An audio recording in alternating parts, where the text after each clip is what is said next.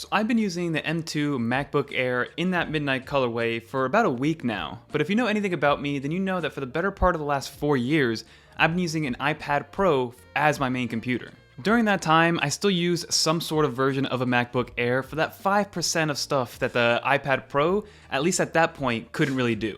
I've used both of these machines for both creative tasks like video editing, photo editing, things of that nature, but then also on the corporate side with CRM softwares, the Microsoft Suite, and everything that comes along with that. So with both devices now merging from both a software and a cost perspective, I thought I could give some pretty good insight as to which device is going to be better for your workflow, whether you are on the creative side or more on the corporate business side, or right in the middle and you need the machine to do both of those things. So let's compare that M2 MacBook Air to the M1 iPad Pro and see which one, for the price, is better for your workflow. Let's talk about it.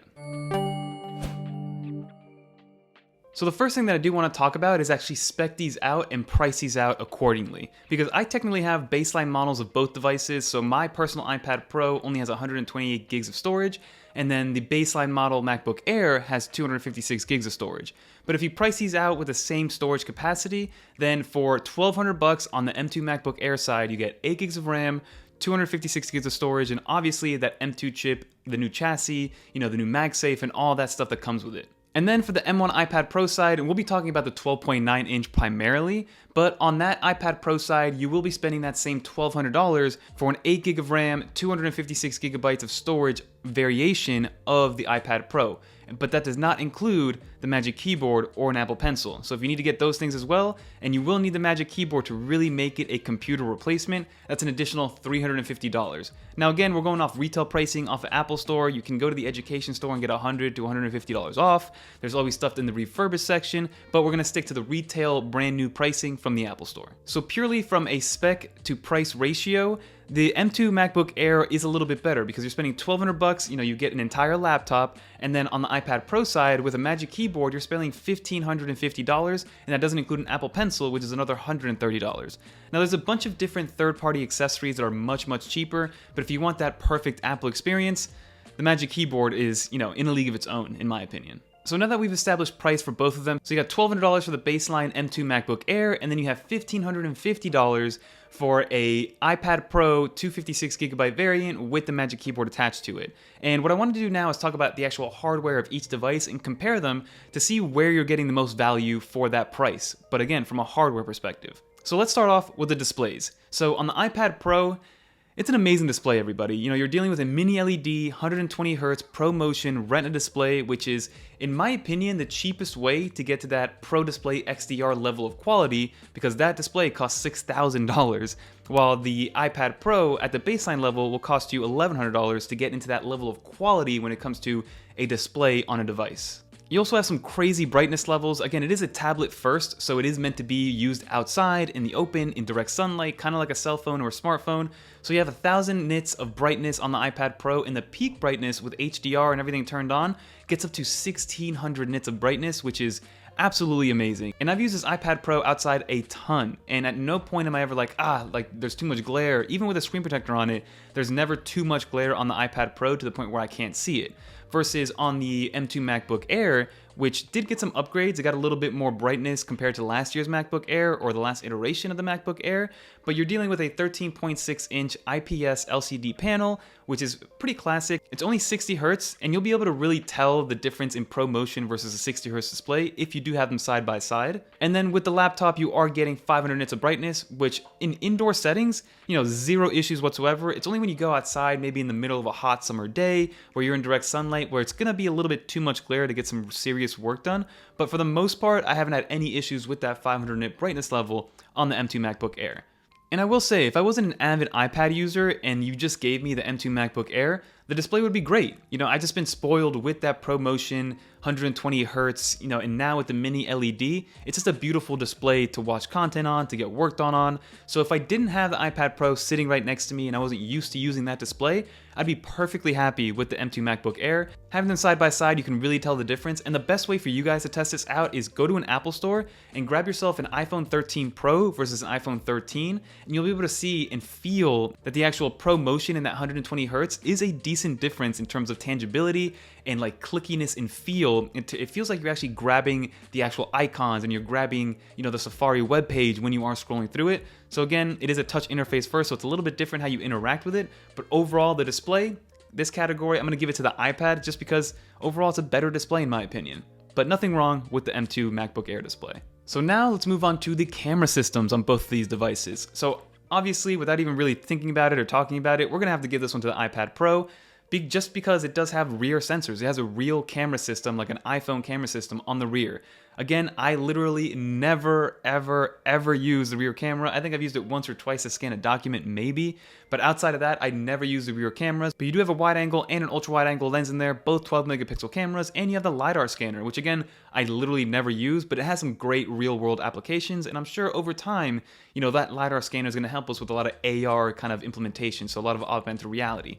And then obviously on the M2 Air, you have no rear sensors, but you do have a new 1080p camera on the front in order to take FaceTime calls and video chats, which is a decent upgrade compared to last year's model with only the 720p. But again, it's nothing crazy. Like the selfie camera on the iPad Pro itself is way better. It comes with center stage built right into there, so it does have that little motion display. So when you're moving around, it does follow you along, so that's always a cool sight. And you are able to record 1080p 30 frames per second in HD on the front selfie camera. So overall, I will give both the camera systems a leg up on the iPad Pro versus the M2 Air.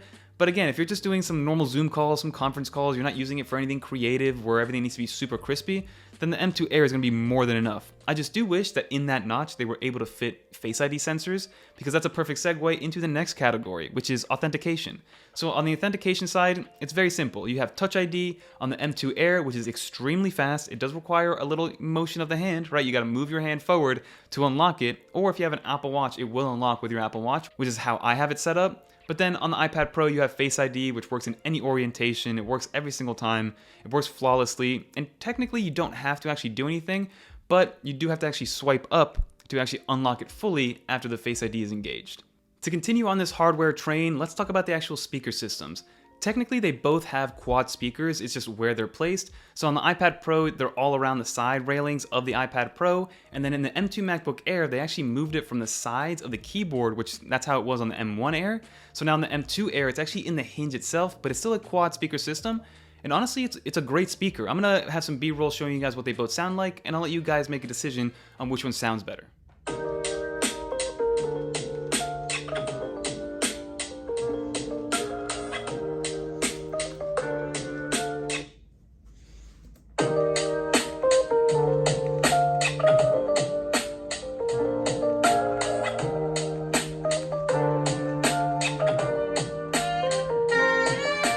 In my opinion, the iPad Pro is just a little bit better. It's a little bit more of a fuller sound, a little bit more bass, especially if you have the iPad Pro like sitting on a table, then you get a nice little thump whenever you're listening to music. But overall, you're gonna be happy with either of these. I'm just a little bit biased on the iPad Pro side because that's what I love to use and that's what I use on a daily basis. But I would consider the M2 Air best in class for this size computer because it's way above average and way better than expected.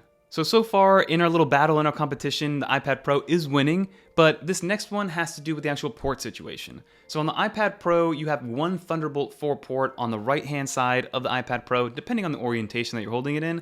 And then if you have the Magic Keyboard, which I do suggest you get if you're going to make it your only computer, then you do have a charging port on the hinge of that Magic Keyboard for the iPad Pro. Keep in mind, it's only for power pass-through. It has 0 data pass-through capabilities, and through that port, you can technically only charge up to 21 watts, and then if you plug directly into the iPad Pro, you get up to 33 watts of quote-unquote fast charging, which to me is more than enough, because technically I always leave it plugged in for the most part. But then on the MacBook Air side, on the M2 Air, now with the addition of the new MagSafe, you have 2 free Thunderbolt 4 ports. You can have one connected to a display, another one connected to a hard drive or a dongle or whatever you see fit, and then the MagSafe, as long as you have the correct brick, will charge up to 67 watts fast charge for the M2 MacBook Air. And one thing that I did wish, kind of talking about the ports and the capabilities of these ports, both of these devices only allow you to have one external display. Now they can push up to a 6K display, so if you do have a $5,000-$6,000 Pro Display XDR and you want to plug in both your iPad or your M2 Air, by all means go for it because it can output to that type of display, but again, you can only do it to one external display. Keep that in mind. So speaking about ports and charging, let's talk about battery life. Battery life is a very important aspect of these devices because they're on-the-go devices, they're mobile, they're versatile, they're thin, they're slim, they're light, they work extremely well outside of an office. And this one, by far, goes to the M2 Air. Apple promises 18 hours of video playback through Apple TV, so if you stay in Apple's walled garden, in their app ecosystem, you're gonna get a lot of battery life, like 15, 16 to 18 hours probably. I use a lot of Chrome, a lot of Slack, a lot of third-party applications, and I still couldn't even go through an entire battery in one single day. So this is a absolute weekend device. You can plug it in, take it with you for 2-3 days at 100% with mid to heavy use, and you'll be totally fine. Like, I was putting this thing through its paces, and I could not run down the battery in one day's time. I was playing video games, I was editing videos, I was going through the Microsoft suite, had like 18 Chrome tabs open playing videos, and still it was working perfectly fine, and the battery life did not even move. Versus the iPad Pro is very hit or miss. If you're doing some very task-intensive things, you're only gonna get like 4 to 5 hours of battery life, especially if you're plugged into that Magic Keyboard. If you're just watching some videos, scrolling through Safari, answering emails, you can get closer to that 8 to 10 hours of battery life. Apple says we get up to 10 hours of battery life on the 12.9-inch iPad Pro. I don't think I've had a single day like that in my entire life of owning this iPad Pro. So keep that in mind. If you want something that's a battery warrior, then the M2 MacBook Air is going to be the way to go because that thing is going to last you for a very long time. And even with the M1 MacBook Air that I've had since the release, I've used that thing a lot, and even after about 18, 19 months of use, the battery life is still extremely strong, and I never have to plug it in after a full day's of use. So keep that in mind if you are thinking about something purely based on battery life. So the last thing I want to bring up from a hardware perspective are just the overall designs of both of these devices. So on the iPad Pro side, obviously it's a tablet first, it's a very industrial look. I mean, the main and only real reason why I decided to go full iPad Pro back in 2018 was purely based on aesthetic. I got that iPad Pro and thought to myself, wow, like how is this a computer? How could something so light and so slim and something that's so powerful just how did they make that happen? I remember thinking and being in awe of like this iPad Pro can video edit, I can FaceTime, I can get Word documents done, I can surf through the web, I can use it as a Bluetooth speaker, I can do whatever I want with this tablet, and it's so slim and sleek and beautiful that's the main reason why I went with the iPad Pro. And then you have the versatility aspect of the iPad Pro, because again, it is a tablet first, but you slap it on a Magic Keyboard, and it's a computer right then and there. You also have the Apple Pencil, it turns into a digital notepad. I use it as my main gaming console of choice. I don't do too much gaming, and we'll touch on that in a little bit, but I use it as my main console because I just love playing NBA 2K on Apple Arcade with my Xbox controller. And then you have the design of the new M2 Air, which again, in its own right, is beautiful too. I love how they went back to that squared off design, more symmetrical, no more wedge. You know, it kind of fits that new aesthetic of the more industrial, like, Mac Studio vibe, which we all love to see. The midnight version is amazing. It is a big fingerprint magnet, but wiping it a couple times a day doesn't really hurt anybody. Just know that it is a fingerprint magnet after about a week of use. And I know a lot of people have their opinions on the notch on the M2 MacBook Air, and for the most part, yes, the moment you open it, especially if you haven't used one of the MacBook Pros of late, which I never have, you will see it, you will notice it, it is in your face, but then after about an hour or two of use, it completely disappears. So overall, the notch is really not that big of a deal. Again, I just wish they were able to add Face ID into that notch. Pretty much a preference thing when it comes to the overall design of each device. There's just something about the iPad Pro being able to slap it on the Magic Keyboard with that cool floating hinge design, and then it turns into a laptop, you pull it off, and then you're in Affinity Photo editing a thumbnail with the Apple Pencil. A lot of versatility on the iPad Pro side, so I personally like the iPad Pro a little bit better. But the M2 Air, also again, a beautiful device. Like, I would still be ecstatic to use it as my main computer. So now that we got all the hardware stuff out of the way, because that's something that's very tangible that you can actually listen to when it comes to the stereo speakers, the screen, obviously one is better than the other, but when it comes to software, it's a big preference thing. So just to preface, before we go into the software aspect, I am running the public beta of iPadOS 16 on my iPad Pro, so I do have access to Stage Manager, and then on the actual M2 MacBook Air, I'm just running the regular version of macOS Monterey. But I thought the best way to talk about software is not really showing you guys the ins and outs, because I'm sure you know what macOS looks like, you know what iPadOS looks like. What I want to talk about is the different workflows that I'm able to do with both of these devices, because I am on the creative side, right? I make YouTube videos, I edit thumbnails, I edit videos in LumaFusion, right? I'm making sure that everything is nicely tight and fit on the creative side. But then I'm also on the corporate side. I use a lot of the Microsoft suite. I use Slack all the time. I'm using web-based CRMs like Salesforce and Microsoft Dynamics. So these are all things that you can use on both of the devices. So I wanted to walk you guys through each one of my workflows and see which one overall is a little bit better, a little bit more efficient. So we'll go from there. So on the creative side, it's very simple. They're both very good machines for the creative side, right? That's what Apple's known for. They're for the creative, they're for the person rendering games, they're for the person, editing video and things like that. So my workflow is very, very simple. For these YouTube videos, I record everything on an iPhone 13 Pro Max. I airdrop that footage onto the iPad Pro, I edit that footage on LumaFusion in the iPad Pro, then make a thumbnail inside of Affinity Photo, which is kind of like a Photoshop, but for the iPad, and then just upload everything onto the YouTube app. And that is my creative workflow, everybody. It's that simple. But the same can be said on that M2 MacBook Air. You can still use your iPhone 13 Pro Max or any iPhone for that matter to film your A-roll and your B-roll. You can still airdrop it onto the M2 Air, use something free like iMovie that comes included, or you can use something like Final Cut Pro. It just depends on what your workflow and what you're used to, right? I know a lot of people were upset that things like Final Cut Pro and Xcode and the Adobe Suite didn't come to the iPad Pro this year, and they've been mad about that for a very long time because they think iPad apps aren't professional enough. But in my opinion, to each their own. Like for me, LumaFusion, Affinity Photo, those are professional enough applications for me to get professional work done. And then on the macOS side, everybody has their own version of a professional app. It's just a matter of what you need to get done and how you can get that done and make sure that you can get that done. So if you're used to macOS, stick with macOS. And if you're used to iPadOS like I am, stick with iPadOS and have a little bit more fun on the iPad side because the iPad's just a more fun device to use. And now let's talk about the corporate workflow. So let's say you're at a sales job. So my first job out of college was in tech sales, and they gave everybody a ThinkPad, an IBM ThinkPad. It ran Windows 10, no big deal, but we did get access to Microsoft, their entire suite of products. But I still wanted to use my iPad Pro as much as I could. So what I did was I used Microsoft OneNote on the iPad Pro to make sure that it's synced across all of my Microsoft devices, even though I was using it on an iPad. So on the corporate side, you can still use your iPad Pro or any iPad for that matter and get from point A to point B. It's just a matter of how you get from point A to point B that's a little bit different than the macOS side. What I tell most people when it comes to iPadOS versus macOS, macOS has been around for a very long time, so it's very familiar to a lot of people. So picking up a MacBook and just starting to use it will feel like second nature to a lot of people, but when it comes to iPadOS, there's a little bit of a learning curve. Not everything is one-to-one. Like there's some things on macOS that are just way better, like the Finder app versus the Files app. There's something about the Files app on iPadOS that it's not good enough. And I couldn't sit there and tell you what I don't like about it. It's just something that needs to get better. They need to literally port the Finder application into iPadOS for me to be able to be like, okay, now this is ready to go. But overall, like I said, you can still get everything that you would need to get done. Like I ran the entire Microsoft suite on a daily basis. Now I was definitely on the basic level, especially from applications like Excel. So on a basic level, the Microsoft suite of applications is amazing on the iPad Pro.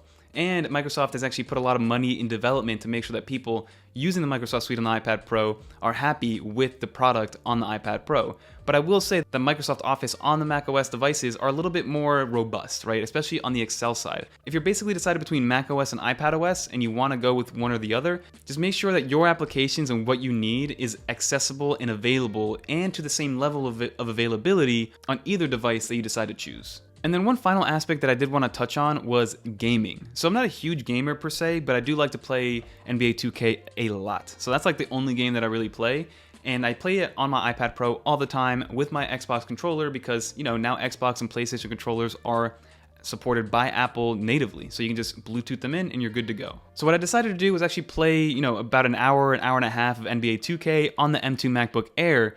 And to my surprise, it got extremely hot. Like it got so hot to the point where I couldn't have it on my bare lap. I had to put a pillow on my knees and then put the computer on the pillow itself, which probably didn't help with the cooling process at all. But I just wanted to make that known. And then when it comes to the iPad Pro, even running it on beta software like iPadOS 16, it doesn't really ever get warm. It gets a tiny bit warm, but it doesn't get hot to the point where I can't touch it or I can't put it on my lap or I can't do anything like that.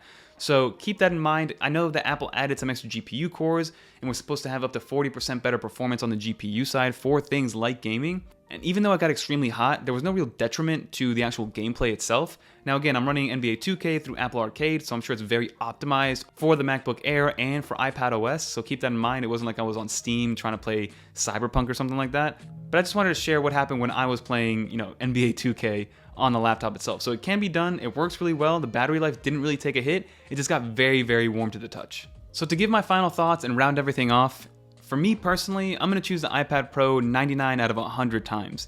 Why? Because it's a little bit more fun, it's more versatile, it goes from being a tablet to a digital notepad to being my gaming console to being my main computer, all in one, right? And then yes, the M2 MacBook Air can do all that as well, but it's just a matter of preference at this point. Like, do you want to stay with something that's familiar, like a laptop, something that's very classic? And the M2 design is beautiful, don't get me wrong. Like, I would be happy with either of them, but if I had the choice and I had to pick one of them, I'm going with the M1 iPad Pro. But if somebody were to ask me, like, hey, I can only buy one device, I'm going to school, or I'm starting my first job, which one should I go with? And they aren't techies like you and me, which one should I go with? I'd probably recommend going with the M2 Air or even the M1 Air, just because it's going to be very familiar, there's going to be very little learning curve, you can get everything that you need to get done, like whatever you used in college is going to work on a Mac computer, versus on the iPad, you don't know if it's going to work right away. I mean, don't get me wrong, there's like millions of applications that could probably get you that same job done. It's just not going to be probably a one-to-one when it comes to iPadOS versus macOS. But hey, if you can afford both of them, they actually complement each other very well, and that's probably a whole separate video of how well they complement each other and some of the features, like universal control and things like that, and sidecar, because it's a very powerful ecosystem, and they call it the walled garden for a reason. But that's gonna do it for this video. I know it was a long one. If you guys did make it to the end, leave a little dolphin in the comments down below, and leave a comment down below also of which one you would pick, right? If I gave you $1,500 today to go to the Apple Store, are you picking up an iPad Pro? Or are you picking up a souped up M2 MacBook Air, or maybe even an M1 MacBook Air? Let me know in the comments below. I'm always very curious, and let me know why as well. Is it a familiarity thing? Is it because do you want to go iPad Pro because you're just used to that more? Let me know in the comments below. But if you guys do want to watch more videos on Apple products like macOS, iPadOS, and iOS, click on one of these videos right here. And until next time, everybody, I'm Fernando, and I'm out.